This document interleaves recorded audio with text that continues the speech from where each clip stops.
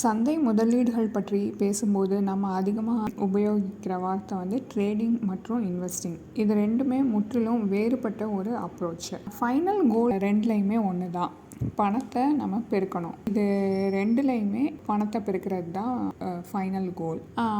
இது ரெண்டில் எது சிறந்த ஆப்ஷன்? ஒரு சாதாரண முதலீட்டாளராக நாம் எதை பின்பற்றணும்? நமக்கு எதில் வெற்றி நிச்சயம்? இந்த காணொலியில் ட்ரேடிங் மற்றும் இன்வெஸ்டிங் பற்றி முழுசாக ஆராய்ந்து அதில் உங்களுக்கு எந்த ஆப்ஷன் வந்து சிறப்பாக பலன் தரும் அப்படின்னு பார்க்கலாம். Welcome to holisticinvestment.in. எல்லாருக்குமே அவங்களோட முதலீட்டு பயணத்தை ஆரம்பிக்கும் போது ஒரு தடுமாற்றம் இருக்கும். ஒரு இன்வெஸ்டராக இருக்கணுமா இல்லை ஒரு ட்ரேடராக இருக்கணுமான்னு. சந்தை இறக்கத்தில் இருக்கும்போது சில சமயம் ட்ரேடர் வந்து லாங் டேர்ம் இன்வெஸ்டராக மாறி ஸ்டாக்கை வந்து ஹோல்டு பண்ணணும்னு நினைப்பாங்க. இதுக்கு அப்படியே எதிர்மறையாகவும் நடக்க வாய்ப்பு இருக்குது. இந்த ரெண்டு நிலையிலையுமே சந்தையின் போக்கை வச்சு தான் முடிவுகளை எடுக்கிறாங்க. ஃபுல் டைம் ட்ரேடராக இல்லை லாங் டைம் இன்வெஸ்டராக, எந்த டைலமாவும் இல்லாமல் நல்லா யோசித்து ஆரம்பத்திலேயே தீர்க்கமான முடிவு எடுக்கணும். ரெண்டையும் மாறி மாறி பண்ணிங்கன்னா அது உங்களுக்கு லாபத்தை தராது. ஒருவேளை உங்களுக்கு ரெண்டையும் பண்ணணும்னு தோணுச்சுன்னா 2 அக்கௌண்ட்டு, ஒன்று வந்து ட்ரேடிங்க்கு, இன்னொன்று வந்து இன்வெஸ்டிங்க்கு ஓப்பன் பண்ணுங்க. அப்போ தான் எந்த குழப்பமும் இல்லாமல் முடிவுகளை நீங்கள் எடுக்கலாம். இப்போ நாம் 2 ஸ்ட்ராட்டஜியும் எப்படி ஒர்க் ஆகுதுன்னு பார்ப்போம். Investing, positive sum game. எதுக்காக நாம் இன்வெஸ்ட் பண்ணுறோம்? லாங் டேர்மில் வெல்த் கிரியேட் பண்ணணும் தான். சரியான ஒரு ஃபினான்ஷியல் இன்ஸ்ட்ருமெண்ட்டை நல்லா அலசி ஆராய்ந்து செலக்ட் பண்ணணும். அது ஸ்டாக்காக இருக்கலாம், மியூச்சுவல் ஃபண்டாக இருக்கலாம், பாண்டு, ரியல் எஸ்டேட்டு. நீங்கள் எதை சூஸ் பண்ணுறீங்களோ அதில் முதலீடு பண்ணும்போது நீங்கள் அந்த கம்பெனியோட இல்லைனா அசட்டோட பார்ட் ஓனராக ஆகுறீங்க.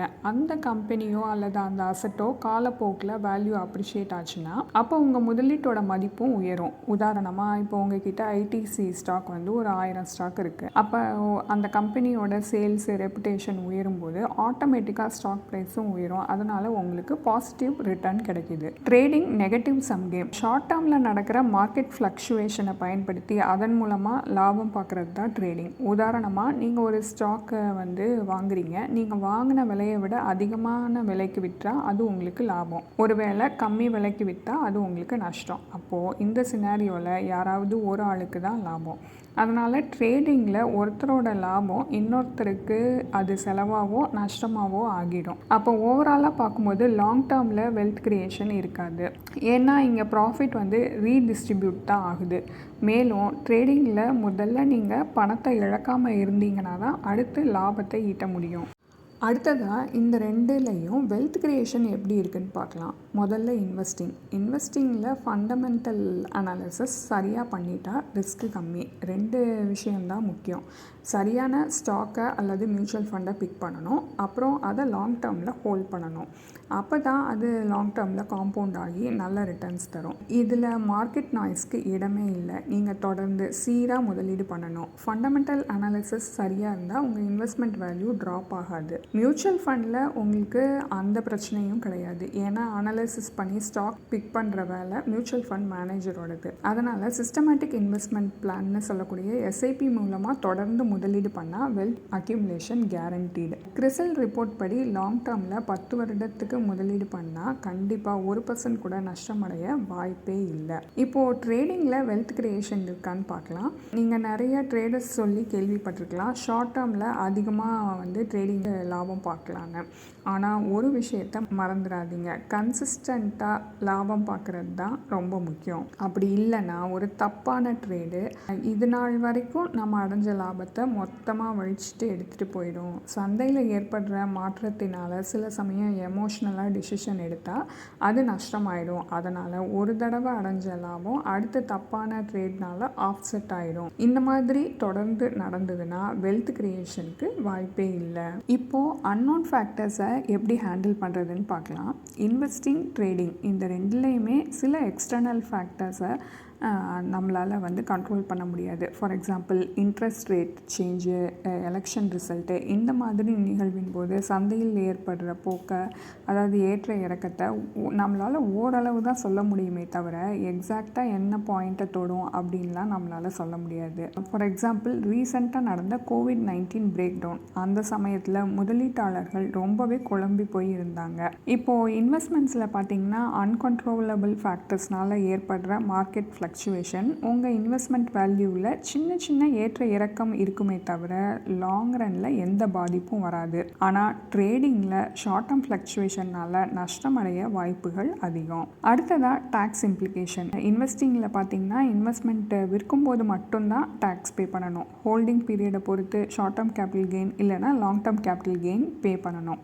மற்றபடி பெருசாக டேக்ஸ் எதுவும் இருக்காது. ஆனால் ட்ரேடிங்கில் ரூல்ஸே வேறு. இங்கே உங்களுக்கு லாபத்தை பிஸ்னஸ் இன்கமாக காட்டணும். அதனால் டேக்ஸ் பர்ஸ்பெக்டிவில் ட்ரேடிங்கை கம்பேர் பண்ணும்போது இன்வெஸ்டிங் தான் சிறந்தது. அடுத்ததாக கிரேட்ஃபுல் தியரியை பற்றி பார்க்கலாம். இப்போது சமீபத்தில் நடந்த சந்தையில் ஏற்பட்ட நிகழ்வுகள் மூலமாக இந்த கிரேட்ஃபுல் தியரியை நம்ம புரிஞ்சுக்கலாம். ரொம்ப அதிக அளவு எதிர்பார்க்கப்பட்ட ஐபிஓ லிஸ்ட்டு, அதில் நைகா, எல்ஐசி, பேடிஎம் இந்த மாதிரி ஸ்டாக்ஸ்லாம் ஐபிஓக்கு அப்புறம் ஃபஸ்ட் டைமாக மார்க்கெட்டில் லிஸ்டான ட்ரேட் ஆக ஆரம்பிச்சிச்சு. அப்போ உடனே கொஞ்ச நாள்லேயே விலை கொஞ்சம் கொஞ்சமாக சரிய தொடங்கிச்சு. இப்போ ட்ரேடர்ஸோட மைண்ட் செட் எப்படி இருக்கும்னா, லிஸ்டான உடனேயே விற்று லாபம் பார்க்கலான்னு. ஆனால் இந்த மாதிரி எதிர்பாராத விதமாக ஸ்டாக்கோட ப்ரைஸ் சரியும் போது நஷ்டம் ஏற்படும். ஆனால் இன்வெஸ்டிங்கில் இந்த மாதிரி நடக்க வாய்ப்பே இல்லை. ஏன்னா ஒரு கம்பெனியோட ஃபண்டமெண்டல்ஸை முழுசாக அலசி ஆராய்ந்து முதலீடு பண்ணுறதால இந்த மாதிரி விலை சரிய வாய்ப்பு கம்மி. நம்ம இன்வெஸ்ட் பண்ணுற நோக்கமே என்ன? லாங் டேர்மில் லாபம் பார்க்கணும் தான். அப்போ லாங் டேர்மில் அந்த கம்பெனி எப்படி இருக்கும் அப்படின்னு யோசித்து அனலைஸ் பண்ணி தான் நம்ம முதலீடே பண்ணுறோம். அடுத்ததாக மார்க்கெட் டைனமிக்ஸை பற்றி பார்க்குறதுக்கு முன்னாடி ஒரு முதலீட்டாளராக உங்களால் ஈவெண்ட்ஸை ப்ரிடிக்ட் பண்ண முடியுமா? லைக் COVID-19 இல்லைனா 2008 பபிள், இல்லைனா ரஷ்யா உக்ரைன் வார், இந்த மாதிரி ஈவெண்ட்ஸ்னால மார்க்கெட் எப்படி இருக்கும் அப்படின்னு ஓரளவுக்கு நம்மளால் யூகிக்க முடியுமே தவிர யாராலையும் எக்ஸாக்டாக சொல்ல முடியாது. எக்ஸாக்டாக என்ன ட்ரெண்ட் இருக்கும் அப்படின்னு நம்மளால் ப்ரிசைஸாலாம் எப்பயுமே சொல்ல முடியாது. இப்போ மார்க்கெட் டைனமிக்ஸ்னால் ட்ரேடிங்கில் கொஞ்சம் ரிஸ்க் அதிகம். சில சமயம் முதலுக்கே மோசம் ஏற்படக்கூட வாய்ப்பு இருக்குது.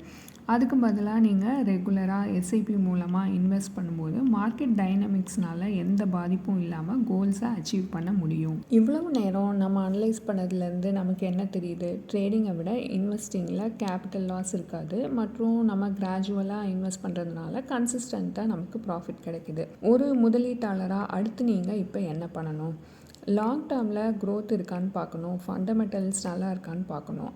இந்த மாதிரி அனலைஸ் பண்ணிவிட்டு ஒரு நல்ல ஸ்டாக்கு, கரெக்டான மியூச்சுவல் ஃபண்டை நீங்கள் சூஸ் பண்ணணும். லாங் டேர்மில் முதலீடு பண்ணுறதால உங்களுக்கு வெல்த் அக்யூமுலேஷன் ஆகுது. அதே சமயம் ரிஸ்க்கும் கம்மி. அதுலேயும் எஸ்ஐபி மூலமாக முதலீடு பண்ணும்போது சந்தையின் ஏற்ற இறக்கத்தினால பெருசாக எந்த பாதிப்பும் இருக்காது உங்களோட இன்வெஸ்ட்மெண்ட்டுக்கு. கன்க்ளூஷன். இப்போது சந்தையின் ஏற்ற இறக்கத்தினால எந்த சலசலப்பும் இல்லாமல் உங்களோட முதலீடை நீங்கள் அப்படியே தொடரணும்.